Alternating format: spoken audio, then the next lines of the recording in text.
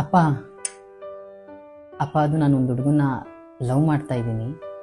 ಸರಿ, ಒಂದ್ಸಲ ಮನೆಗೆ ಕರ್ಕೊಂಡು ಬಾ. ಅಪ್ಪ ಅದು ಅವ್ರು 10th ಅಷ್ಟೇ ಓದಿರೋದು. ಅವರಪ್ಪ ಚಿಕ್ಕ ವಯಸ್ಸಿನಲ್ಲೇ ತೀರ್ಕೊಂಡ್ರಂತೆ, ಅದಕ್ಕೆ ಮುಂದಕ್ಕೆ ಓದೋಕ್ಕಾಗಿಲ್ಲ.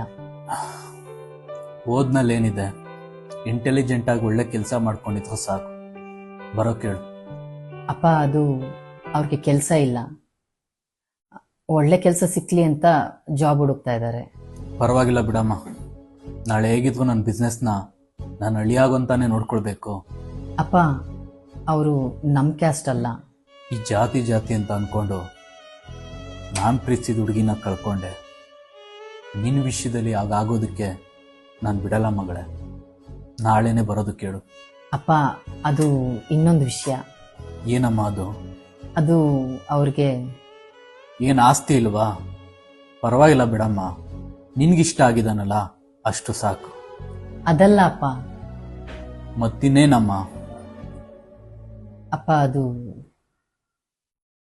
ಅವರು RCB ಫ್ಯಾನ್ ಅಲ್ಲ.